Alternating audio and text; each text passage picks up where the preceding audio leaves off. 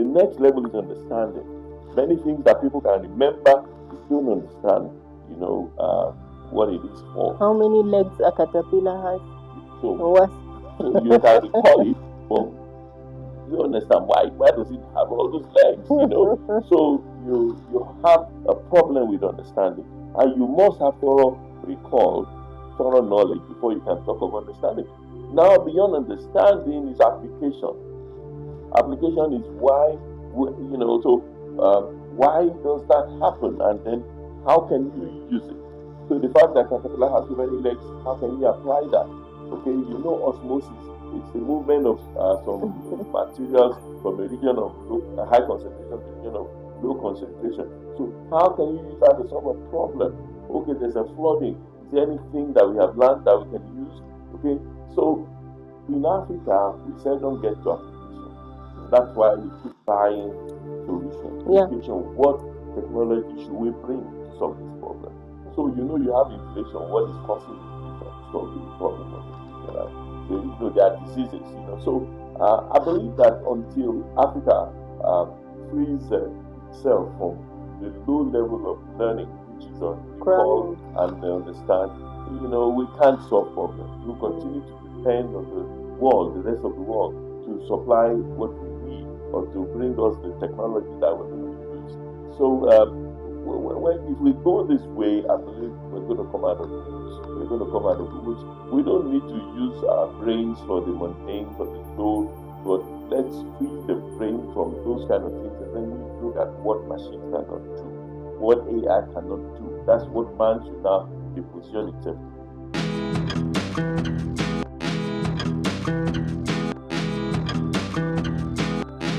A wonderful evening here in Kigali, Rwanda. Welcome back to the Niche Business Innovation Talk Show that happens each weekend, and we normally like to showcase innovation in ICT entrepreneurship and business across the ICT sector, specifically in emerging technologies where we have showcased AI, Kinyarwanda model development, virtual reality, agri-tech, IoTs, and other initiatives that startups and youth in general have come up with to impact the economy. We've partnered with schools, universities like the UR, College of Science and Technology, the Rwanda Polytechnic, where we have showcased some of their students and graduates' initiatives around ICT and innovation. And we have also hosted seasoned entrepreneurs and business people on the show to share their experiences over the long term of operation on what works and what does not work. So again, I'm Jidia Gasana, your host, and we are lucky today to be visited by a seasoned entrepreneur in education, Dr. Muiwa Bangbose. Thank you. And we thank you, sir, for visiting the niche and for wanting to share your long-term experience in education, in innovation in education, especially using technology with your School on Air project, and what you have learned across your several years of experience and traveling the world, educating the world. Thank you and welcome to the show. Yeah, thank you for having me. You're welcome. You are also a pastor. Yes, I am. Yes, I am. Okay, let's talk about your experience in the education world. By accident, I needed to help my daughter to pass an exam, and I just realized that many parents will have this kind of problem. So I stepped into that space, and with my background, with my experience, I looked at educational things with a new lens, not the way people were looking at it before. I came in with some training as a consultant, and I saw that the way older people were supposed to be treated is the way that the young children of nowadays need to be treated, because somehow people have migrated psychologically, and so it was, let me say, an experience which I enjoyed, transiting from the industry, from the training of professionals to educating young people. Yeah, thank you very much. And I believe that being a parent that intervened maybe to make your child or your daughter understand better what was being given to her as the education content, you would represent both the parents and the teachers. And the teacher, yes. So what innovation did you bring to the education sector, having that problem? Because innovators normally come with a solution to a problem that has been identified. Well, the first time, I was more concerned with transition from secondary education to university. So the kind of things that I brought in was the experience of handling older people, professionals. How do you train them? They have very little attention span. They can't do anything that's not relevant to them. So I brought these things into education. Okay, now children have a short attention span. Before, in the traditional setting, they sat down there, they listened to the teacher. They couldn't query the teacher, but now they can query the teacher. They tell the teacher, sorry, what you told us is not correct, or I don't think what you said is right. So the scenario, I first brought about the psychological understanding of adult learners into young learners. But with time, we needed to look at supporting with technology. Specifically, at the time, we saw that students were not doing as well as they used to, and then we did some assessments which pointed at the source of the problem coming from teachers. Unfortunately, we don't have enough teachers. We don't have quality teachers. So it's either you don't have the quality you want, or you don't have the quantity you want. Like I say jokingly, there are very few good teachers, all right? But it's hard to hold them. It's hard to keep them. They will have another offer somewhere and they will go. We now started thinking, how can we get around to children behind the teachers? Okay, because teachers became like a barrier, okay, between education and the children. And that's what led us to video. Video was my first stop in technology.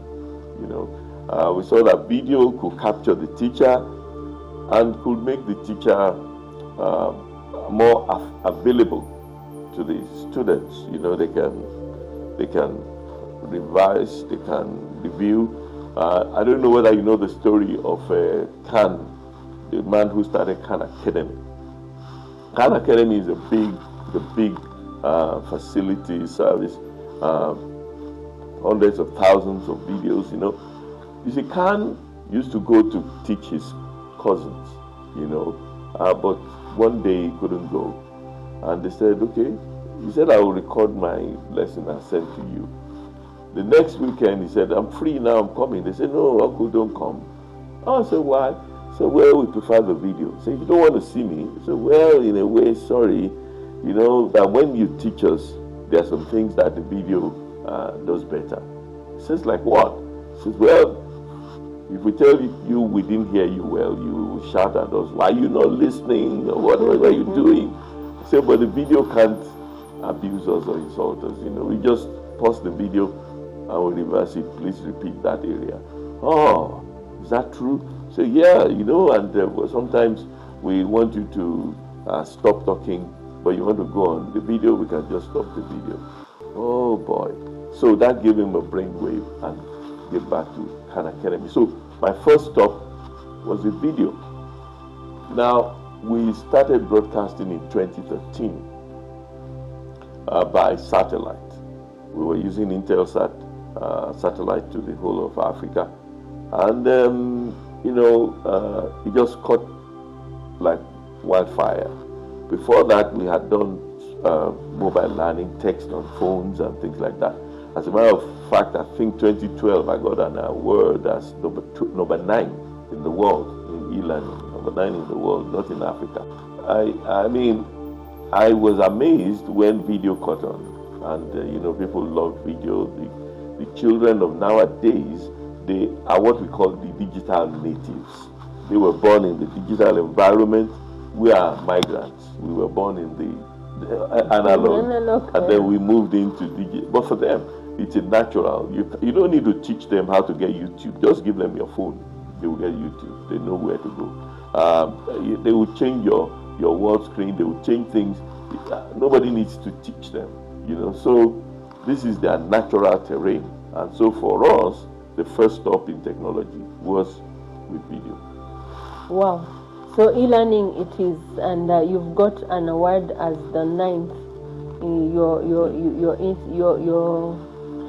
your platform, being effective as the 9th globally ranked. Yes, that was in 2012. Yes. Provider. Yeah.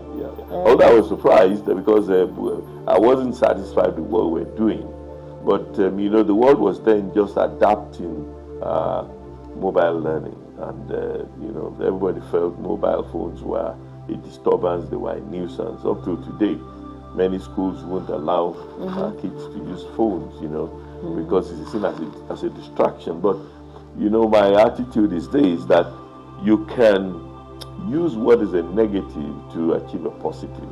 Instead of saying phones are bad, the problem of phones is not that it's bad, it's the people who don't know how to use it. So if you don't master your phone, as a student, you have a problem even when you begin to work, when you're free, as a husband, as a wife. Phones sometimes destroy homes because the man is not listening, the woman is not listening, So phone can be a problem, but we don't say because phones are causing a problem, we won't use them. It's like saying, oh, you have accidents with cars, so you won't use cars, all right? Maybe you decide to walk or go by horse or whatever, So our attitude is these phones are what you want them to be, fantastic machines. And so that was my first exposure, really. Yeah. And I think on the niche, we have also initiated tech bootcamp for kids earlier on in their childhood to start learning digital literacy, computer usage, digital identity, smartphone usage, the best way to use the smartphone for productivity.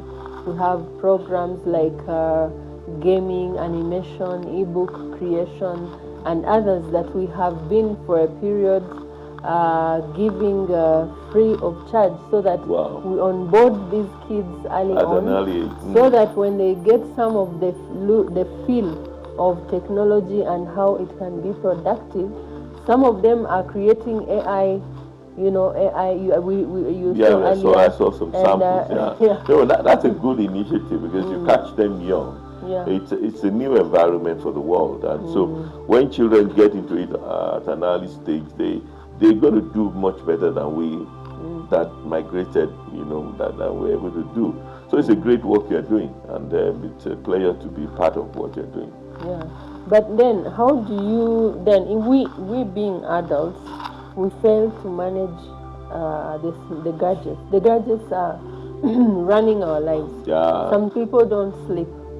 They are on WhatsApp. They are on YouTube doing different things. And you feel like you are socializing, but you're really not socializing.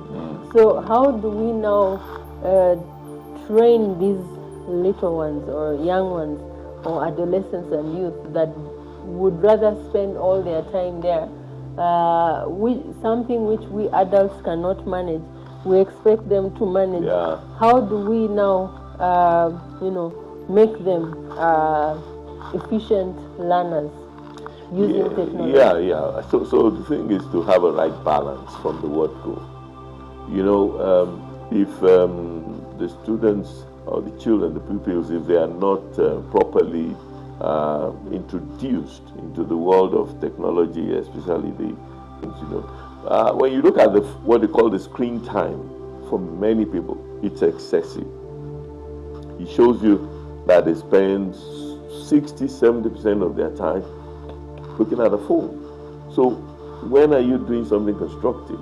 And these things can be so addictive that if your phone is missing, just check yourself. How do you feel? Yeah. Or if your phone goes off, the power is drained, how do you feel? Many times people feel sick, they feel lost, they feel hopeless. So it shows you that you're addicted. You should be able to put your phone away and not feel anything is missing. If you can't do that, then watch it. There's a problem. Interested one day, I was talking to a child who got A stars in the exam, and she said, well, I've learned to put my phone on do not disturb, okay, at that age. So if I want to study, I put do not disturb, because your phone has a way of popping up everything. SMS comes in, email comes in, WhatsApp comes in, Instagram comes in, there's always something distracting you. And we need to master this device called the phone, otherwise it will master us. Yeah, so in Africa you said that you started with the satellite connectivity for the e-learning platform. Yeah, so we're broadcasting on Intelsat, and that was beaming to the major part of Black Africa, from around Egypt to part of South Africa. So then we got fantastic reviews, and people were getting at us. Oh, please, we want this. Thank you for this. I love this, and which was different from what we were having when we were using text. Okay, so they now started asking us, so can we get the video? Can we get the CD? Can we, So we now have to look into security, because if you put our materials on CD, we're not going to be able to track it. So we have adopted, using an app which is encrypted, and we've used that consistently for years now, maybe like 10 years, and it's just been secure. So that's it. We were broadcasting. The broadcasting was to free-to-air satellites, so it didn't engage any payment. So, but when people were asking for our materials, then we now decided to encrypt and then begin to ask for a token just to keep us running. Yeah, and that's how you spread to the whole of Africa and finally here in Rwanda. Yeah. So, what do we owe your visit, and how will Rwanda benefit from this school on air? As I believe this is the brand name of the product. Yes. Rwanda is a fascinating country. It's a bold country, a country that decided to make a U-turn, francophone before, and says, well, we want to stop speaking French, we want to change to English. That's a bold decision. It's not a decision that anybody takes easily, because you will think of so many things. We have teachers who went to school in the francophone, and they are now supposed to teach children in anglophone. That's a big problem. It's a huge problem. But we were fascinated with the courage of the government, and felt we could see what we can put in. So at the time we found that government was interested in training teachers in English. So that they could speak English. Because if their English knowledge or content is not good enough, it's going to be passed on to the children, and that causes a problem. It will be passed on to them in terms of how they will reflect and communicate. It will be affecting their ability to take things from the teachers, because the teachers are trying to teach in a language that they are struggling with. So we said, okay, let's come into Rwanda for this, and then bring our skills with e-learning on using the videos. Because with the video you can replicate, you can duplicate, you can have it adapted to different settings. So we came into this country last year with with a vision of getting involved in the educational programs in Rwanda. We also saw that there's a lot of failure. Well, that's not peculiar to Rwanda actually at the high school level, because the problem of teachers that I talked about, affects schools, and so children have a problem. And once you don't pass the high school exam, it's like your life has a lead. You can't go beyond anywhere. You don't have the opportunity of becoming a graduate. So we brought in our videos, and then we found out that the curriculum style in Rwanda is different from that in West Africa. In West Africa, you do the first 6 just like you do. Then there's a 3 years which is called the junior secondary, which you also call the O level or the ordinary level. Then for us in the western part of Africa, West Africa. Well, for us, the advanced level starts after the 6 years. Okay, that's like what happens in England. See, after the 5 years in secondary in England, they do 2 years in A levels. So we found that the what we call the junior secondary, which you call the ordinary, the O level here, has become specialized. Whereas in the west part of Africa, we do things like basic science. You've already broken it down here for students at the O level into physics, chemistry, biology. So many things are called basic, but here they are already taken to the real subject. So that big difference in curriculum structure made us to start to work on our repertoire, our stock of materials, because they were not directly relevant to what you were doing. So that slowed us down, and we're working on that. We are almost through. We soon come out now. Yeah. So what I got from you is the English proficiency part. Yeah, we started and customizing the content to the education system here in Rwanda, right, which you are successfully completing. The public schools, there's this remedy you're taking, and it is effective in giving a student a second chance who is brilliant but maybe missed that or failed for one reason or another, is given another chance to pass retake the exam. Yeah, well, the structure of the retake still assumes that these people would come to school in the same way. There's a need to look at their composition and what caused the failure in the first instance. If you don't change something about the delivery, you are likely to have another failure. Somebody says if you keep doing the same thing, you will get the same result. It's folly to think you will get a different result if you are doing the same thing. So I feel that there's a need to look at those people who failed the advanced level exam. Why did they fail it? What was the problem? Many times it's a question of the quality of instruction, all right? Many times it's also a problem of the media or the medium of presenting. So we feel that such people should be given an opportunity to use technology, all right, so that they can have access to something different from what they had when they were in school. Because technology is exciting. We talked about how the phone takes up your life, screen time and all that. So these people have been exposed. Many of them now have their own personal phones. So why don't we try to meet them in their world so that they can now do something better, something different from where they failed? So that, so that's our own attitude to it. We're working it out. We know that when our content is ready, we'll approach the various arms of government and offer this alternative. So with the mobile phone, people can learn when they are walking. They can do something to gain some livelihood. So it has a lot of positive values, and they are used to that environment. Now, another issue you find is that they've been exposed to some freedom. So putting them into a regime of a class to sit down, they feel, it's like making them babies, children again, when they feel that, for God's sake, I've passed out of the school, I should be respected.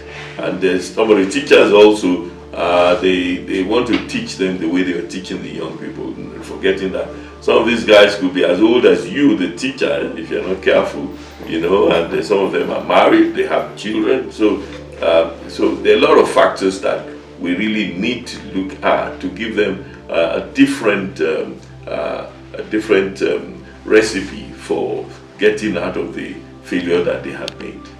Okay, and now with e-learning and customizing education systems, there is this new catch in technology, which is AI, and everybody wants to implement it or to use it, especially since it's bringing a lot of efficiency in technology and in easing the work that has been the processes that have been there before.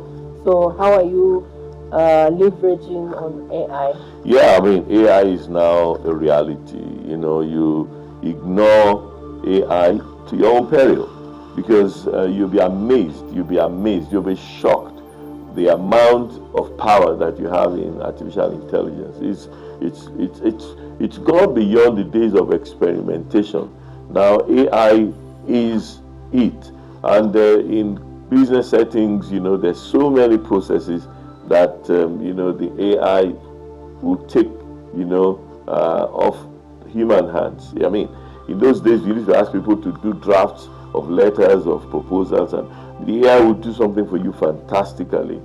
You're a teacher, you want to set questions, AI will set questions for you. Just tell it the curriculum, the kind of students, and then the exam samples. That. So the AI must be accorded the necessary respect in education. So we've had to adapt our e-learning platforms. Before, it was, here is a video lesson, you watch it. Now there are questions here, try and attempt them. But there's always been that vacuum of a feedback, so the students can't answer the question. Is there someone to help? With AI, this has now become a reality. So you can watch a video, you can attempt questions. As you are attempting the questions, if you are making mistakes, AI can prompt you, can tell you, sorry, that's not correct, and this is the way to do it. And then AI can also go on to analyze your performance and show you the areas where you have problems. These are things that take teachers a lot of effort. Differentiation in teaching is a problem. That you have different kinds of kids in the class, the ones that are slow, the ones that are average, the ones that are fast, okay, and you want to teach all of them together, okay. But with AI, independent, individualized learning is very easy because you are using AI. So we are integrating AI heavily.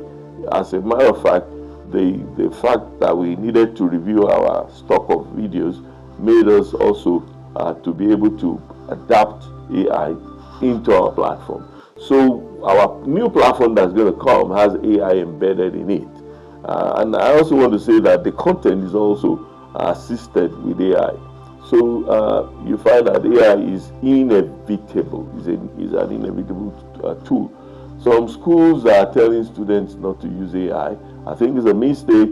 It's better to teleguide them. It's better to advise them on what to do with AI and the don'ts of AI. I mean, because you have a lot of issues with exposure of data, of privacy.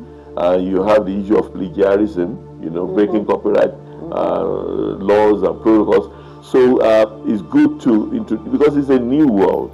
It's like going from riding horses to driving cars. The rules are different, the dangers are different, and so you've got to make the kids also, as they are mastering the use of their phones, then they should also be mastering AI. And the AI has moved into everyone's phones. If you have an Android phone, you have Gemini sitting down there, you have Copilot there, and these are things you can ask them questions. In fact, they can tell you jokes. I'm bored, can you tell me a joke? You'll be surprised.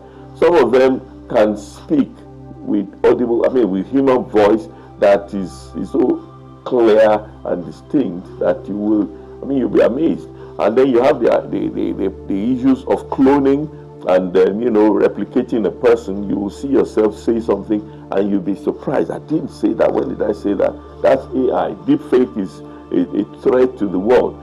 So I believe we need to embrace artificial intelligence as part of the EdTech constitution now, because that's the way to go. And some things that you also do, for example, you want to do in those days you needed to have a suit. You have to you have a video player on one side, you have another one to record on one side, and then you have the engine, but all those things are automated with AI. They can be done like a flash. And you see some things, you don't like them, you want to change a color, you want to remove a background, you want to remove noise. All these things are done easily by AI. So AI has arrived, and I think we just have to get to terms with it. Yeah. So there are kind of two education systems: the public system, which is well regulated, the content is formalized, and the teachers have to just go with the curriculum. So in that setting, maybe the e-learning platform will be there to support, deliver the curriculum, and maybe complement it with technology. But on the private school side of things, the education in private schools, which the middle to high working class level parents prefer, is still quite expensive. In spite of the technology, the e-learning option available. So how do we then price this model of education that is almost, I would say, competing with the traditional classroom setting, teacher availability? How do we now remove some of the costs that is faced? Yeah, you see, technology is here to make processes affordable. That's something that most providers need to know. The kind of tasks that you ask valuable professionals to do should be minimized. So that's one way to bring down the cost. There are a lot of things that can be automated. There are a lot of things that can be reversed. There's something, for example, that's called flipped learning. When you flip learning, well, the normal traditional learning is that children come to class, they listen to the teacher teaches them and gives them homework, they take the homework back home to go and work on it. But when you flip learning, you can give them videos to go and watch at home, so the teacher teaches them at home. Then the homework that they will have done at home, they come to do it in class. So you give them assignments and then the teacher watches them doing it. Because the other model is that it's not working. Parents don't assist the children at home. They feel it's a problem. Why am I paying so much on this child and school sending back to come and do homework and wanting me to get involved? I mean, after all, I'm paying. But we've got to realize that it's application that entrenches learning. There's something called the Bloom's taxonomy of education. It's a pyramid of learning levels. The lowest learning level is recall. What is that? What did I say these days? And that is the level that most African curriculum operate. The teacher gives you the information, or the book gives you the information, and then they ask you for it, and you recall it. The next level is understanding.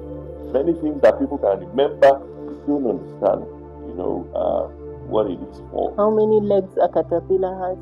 So you can recall it, but you understand why? Why does it have all those legs? So you have a problem with understanding, and you must have thorough recall, thorough knowledge before you can talk of understanding. Now, beyond understanding is application. Application is why, why does that happen, and then how can you use it? So the fact that caterpillar has so many legs, how can you apply that? Okay, osmosis. It's the movement of some materials from a region of high concentration to a region of low concentration. So how can you use that to solve a problem? Okay, there's a flooding. Is there anything that we have learned that we can use? Okay, so in Africa, we seldom get to application. That's why we keep buying solutions. We keep looking for answers. Then beyond application, you have analysis. Even looking at the situation, what technology should we bring to solve this problem? So you have inflation. What is causing inflation? To solve the problem of inflation, right? So there are diseases.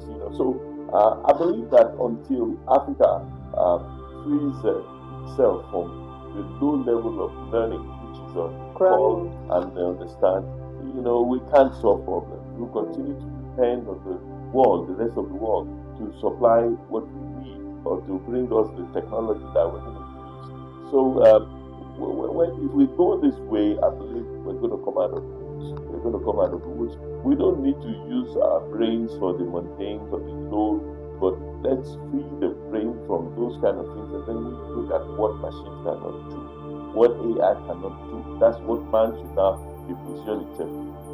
That's creativity, problem solving the problems, looking at it from a different perspective, appreciating the effect of some of these things on human feelings and emotions, which machines don't consider that, they don't look at that.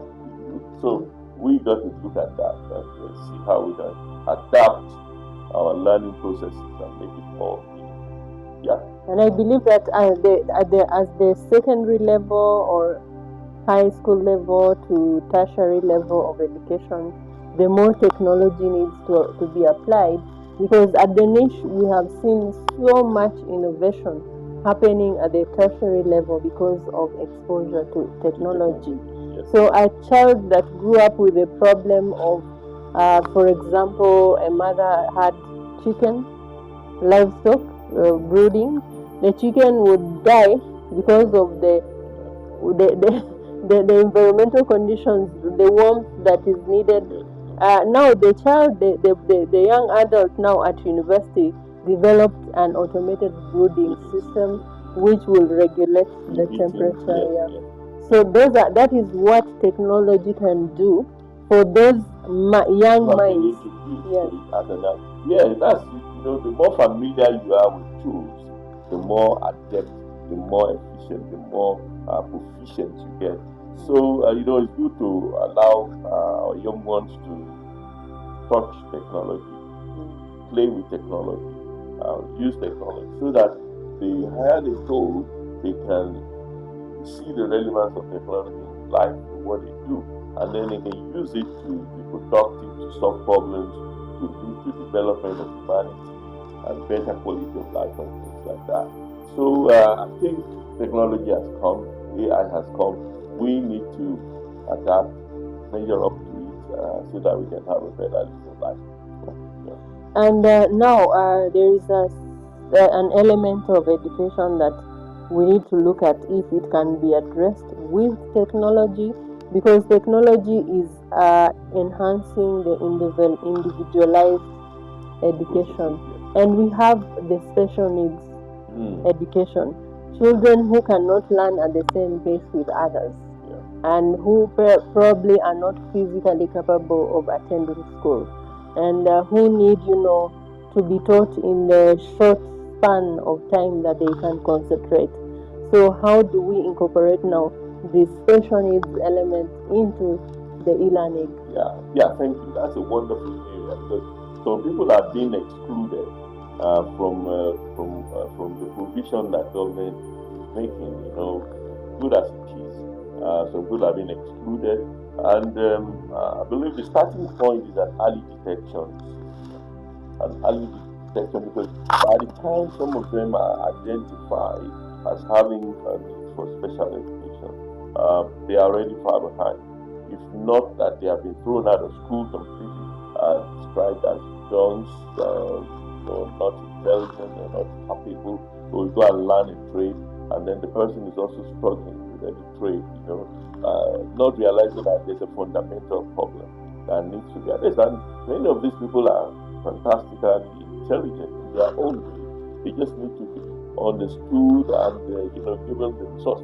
So I believe we should be looking for an early detection system, something that will catch them where they are and within the first 3 years of school, so that before they go too far, you already identify them. And then secondly, with special education needs, you will need to find out what gets at the child. I'm sure many of them are still good in music.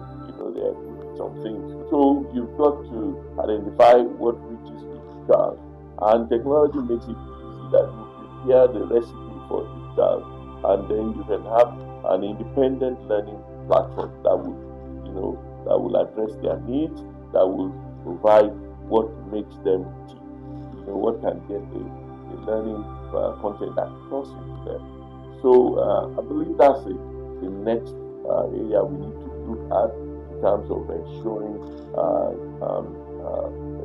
the inclusiveness of as many people in the community.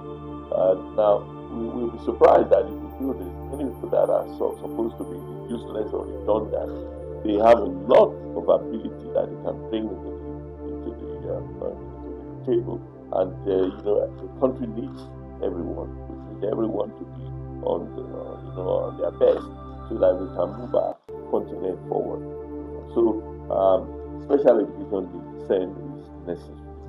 So let's identify early, and then let's have the necessary resources which can be made easier, facilitated with technology, so that you can have independent learning. Each person can grow at their pace. You could be at year 4 in English and year 1 in mathematics. So you adapt it. So at the end of the day, what we want is a more useful person that can take care of himself and help society.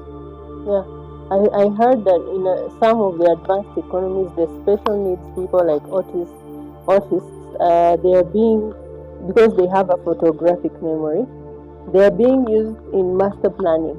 Oh yes. They are put in a helicopter and they capture the areas that they want to design. Yeah. So I think we are leaving a lot out of productivity. They have tremendous capacity. It's like when you see a person that has the problem with the legs, sort of disability with the legs, and the person is using the arm to move. The person is usually going to have strong, biceps, well developed. When you find people who are blind, their ears are especially sensitive that they can hear what other people don't hear. So, realizing that somebody has a deficiency or disability should let us know that there must be a compensating ability.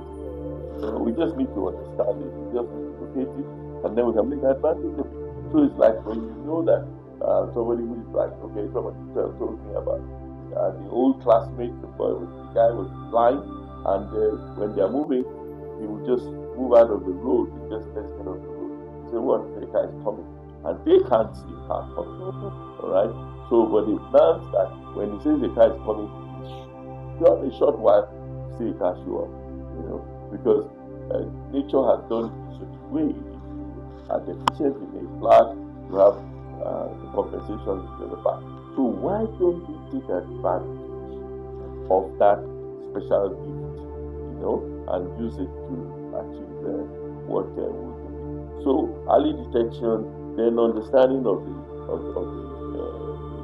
special needs, and then doing something to compensate, and then also to extract the special ability Thank you very much, Dr. Muiwa. As we come to the end of this episode of The Niche. The Niche is a business innovation talk show happening every weekend.